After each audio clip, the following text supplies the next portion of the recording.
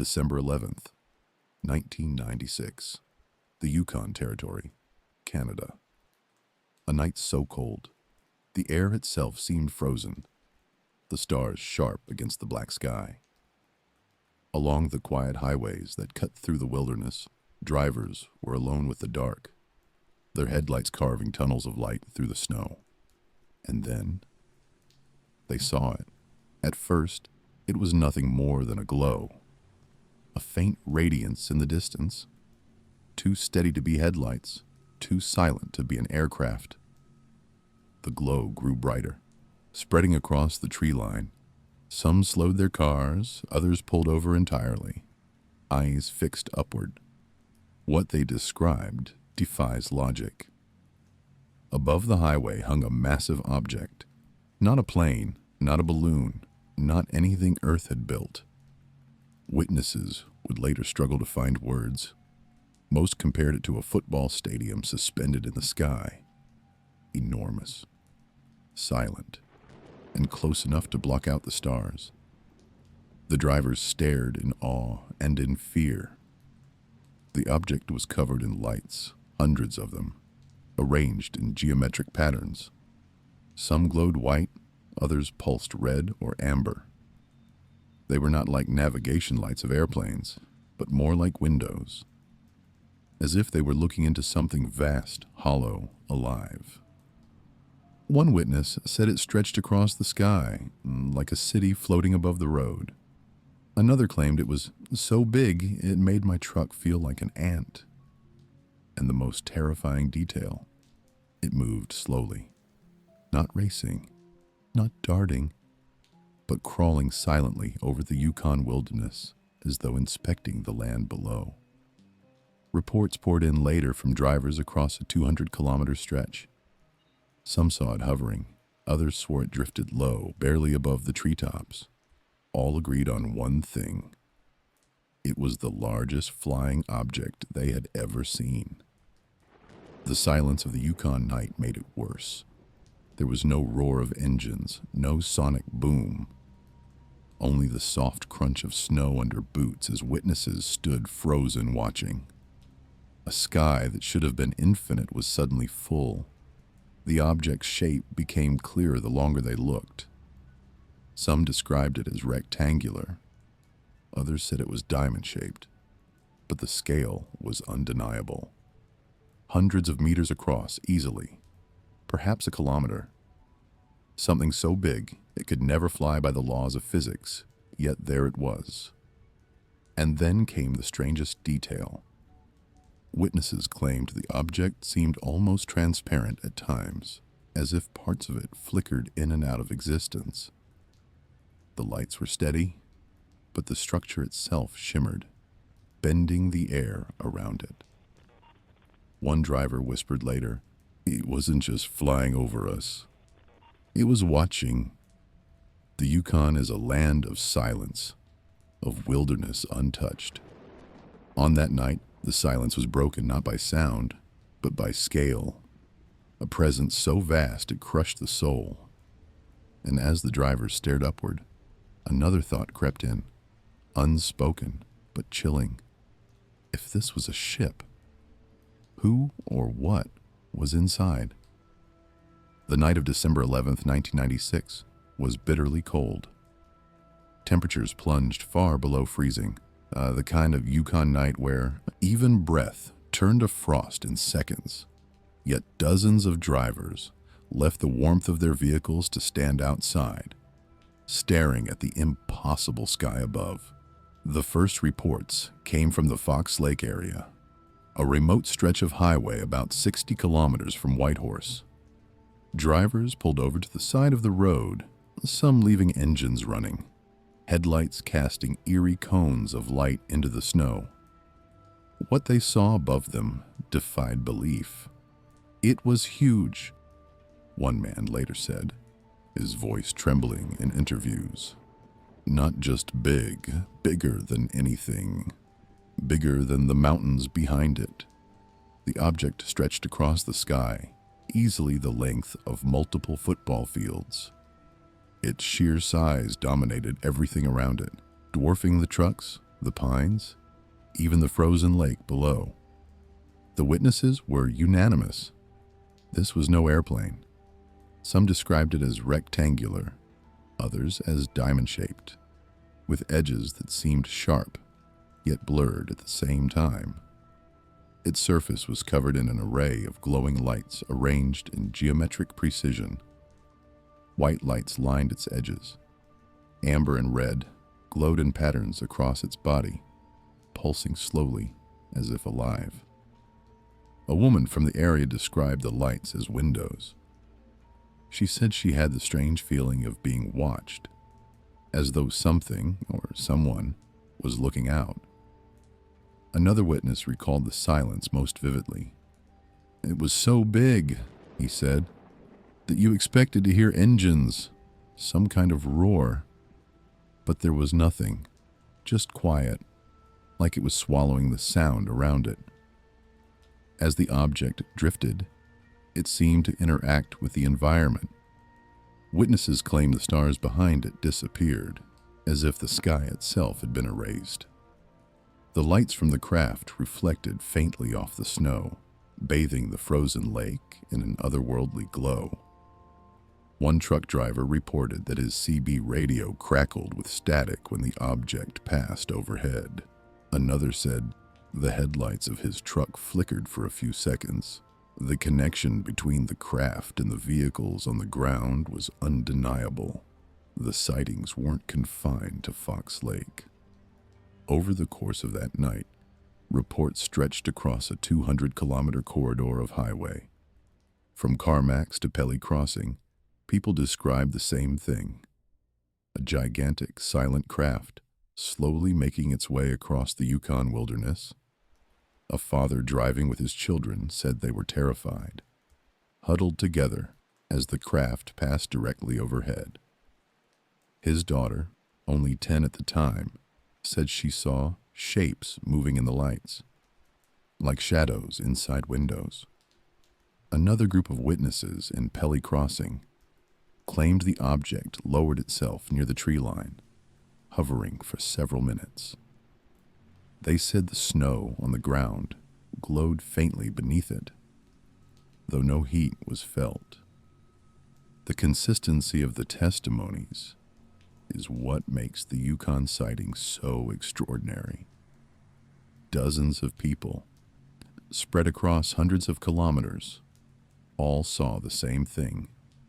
They did not know each other. They could not have coordinated their stories, and yet the details aligned. The size, the silence, the lights, the impossible presence of something vast and deliberate. UFO researchers later interviewed the witnesses extensively. Their descriptions carried the same haunted tone. They weren't excited. They weren't thrilled. They were disturbed. Something about the sight filled them not with wonder, but with dread. One man summed it up simply: "It was too big. Nothing that big should be flying." Skeptics argued it might have been aircraft, military exercises perhaps, but no known aircraft fits the description. No plane can hover silently for hours, stretching for nearly a kilometer across. No blimp or balloon could withstand the subarctic winds that night, and no secret military project would parade itself openly across a populated highway. The Yukon witnesses knew what they saw. They saw something enormous, something intelligent, something not built by human hands. But perhaps the most chilling testimony came from those who claimed the object wasn't just passing by, it was observing. One witness swore the craft slowed as if pacing his truck, lights shifting in patterns like signals. Another said it hovered above Fox Lake as if scanning the area below. When the object finally moved away, disappearing into the horizon, the witnesses felt no relief. Instead, they were left with silence and questions. Why here? Why the Yukon? Why such an enormous display in the middle of nowhere? Some believed it was a mistake. that the craft had revealed itself unintentionally. Others thought it was deliberate, a demonstration, a message not to governments but to ordinary people. For those who saw it, life was never the same. Many described sleepless nights afterward, haunted by the memory of the lights. Some refused to talk about it at all, fearing ridicule. Others insisted on telling their story, no matter the cost. The Yukon Giant UFO was not just a sighting. It was an encounter with scale itself, a reminder that the sky above us may hold more than we can comprehend.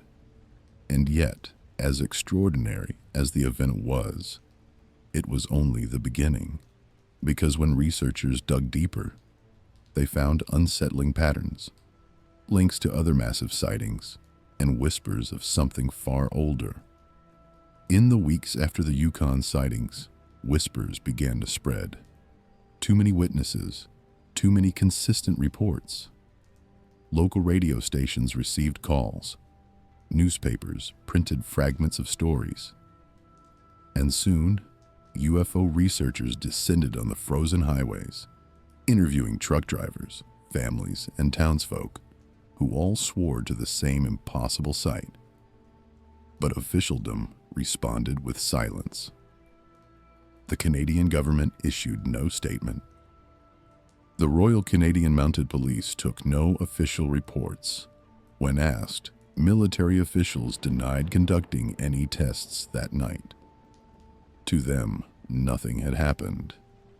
And yet, something had.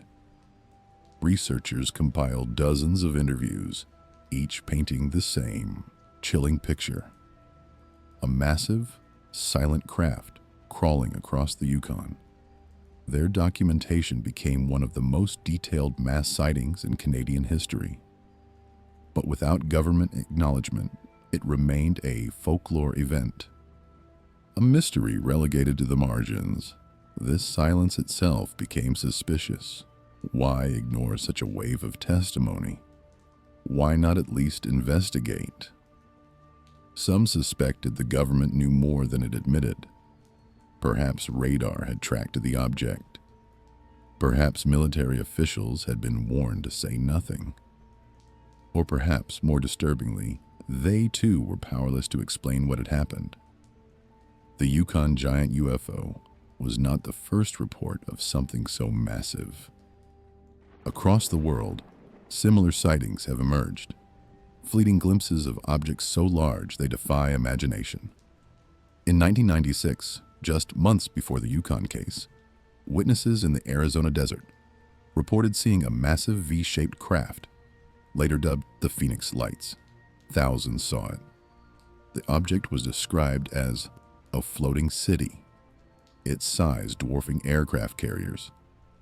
In the 1980s, reports surfaced from the Soviet Union of mothership-sized objects hovering above remote towns, sometimes releasing smaller lights like scouts. Witnesses compared them to battleships in the sky. Even further back, ancient legends spoke of sky fortresses, glowing cities drifting silently across the heavens. Were they myth or memory? The Yukon sighting fit perfectly into this unsettling pattern. Occasional glimpses of something enormous, deliberate but fleeting, always in remote regions, always at night, always leaving no physical trace except human testimony. Skeptics argued the Yukon drivers had mistaken stars, planets, or even illusions caused by temperature inversions. But no atmospheric trick creates a solid craft hundreds of meters long. No mirage paces trucks across a highway.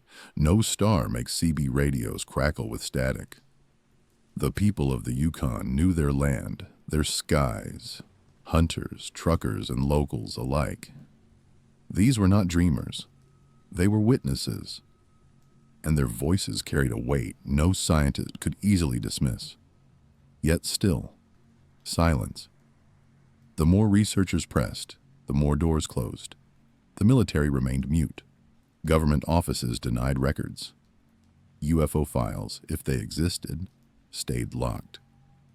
It was as if the event had never occurred, and that silence itself became the loudest clue. Because sometimes the absence of an answer is an answer in itself. The Yukon Giant UFO faded from mainstream attention, but among UFO researchers, it became a cornerstone. Proof that the phenomenon was not lights, not tricks, but scale. That whoever, or whatever, was behind it was not just visiting. They were showing power, immense, incomprehensible power. For the witnesses, though, the memory lingered. A presence that could not be explained, hovering silently in the frozen sky. For them, it was no story, no theory. It was a night they could never forget. And the haunting question remained. If something that vast could appear without warning, drift silently across a highway, and vanish without a trace, what else was out there, watching, waiting? And more importantly, why reveal itself at all? The Yukon sighting should have been front-page news. Dozens of witnesses, consistent testimonies. A craft described as larger than a stadium drifting silently across the winter sky. And yet, it was not. No official statement came. No investigation was launched. In the eyes of the government, nothing had happened at all. But for the people who stood on those frozen roads that December night, the memory could not be erased. The image of a colossal object blotting out the stars haunted their sleep. Some never spoke of it again, fearing ridicule. Others repeated their stories for decades, desperate to be believed. The silence from authorities spoke louder than any denial. To witnesses, it felt less like ignorance and more like suppression, as if admitting the truth would open a door too wide, too terrifying, to ever close again. And so, the Yukon Giant UFO slipped into the shadows of forgotten history, an event dismissed as folklore, yet remembered as fact by those who saw it. But what does such an encounter mean? What is the message of a craft so vast, so deliberate, that it defies physics itself? If it was extraterrestrial, its sheer size may have been intentional, a demonstration of scale, of presence, not a scout, not a passing light in the sky, but a fortress, a reminder of how small we truly are. Some researchers suggested it was not even a craft in the human sense. Perhaps it was something else entirely. A structure, a habitat, a moving city adrift in the void. Others whispered of interdimensional visitors, beings not bound by the rules of our skies. The flickering transparency of the object hinted at something unstable, like a projection bleeding into our reality. And yet, the simplest explanation may be the most chilling. It was real, solid, mechanical, and watching. If that is true, then the Yukon sighting is not just a mystery. It is a revelation. A moment when the curtain slipped and something vast chose to be seen. Why the Yukon? Perhaps because it is remote, empty, a place where such a display could occur without armies of cameras. Perhaps because the wilderness has always been a stage for the unknown. Or perhaps it was a test, not of their craft, but of us, to see how we would react when confronted with the impossible, to see if we would scream or bow or simply forget. And forgetting, perhaps, is the point. The witnesses were left with silence. The world moved on, and yet the truth remains. On a winter night in 1996, the people of the Yukon looked up and saw something humanity cannot explain. A giant, a shadow, a presence too vast to be denied. And the question lingers still. If they can reveal themselves in the skies above a frozen highway, what else can they do? What else have they already done? The Yukon Giant UFO is more than a sighting. It is a reminder of scale, that beyond our towns, our cities, our wars, lies a cosmos filled with powers so immense they make us feel like ants on ice. The stars may belong to us in stories, but in truth, they may already belong to someone else. And one night in Canada, on a silent frozen road, they came close enough to remind us. The giant moved on. The silence returned. But those who saw it know one thing for certain. We are not alone, and perhaps we never were.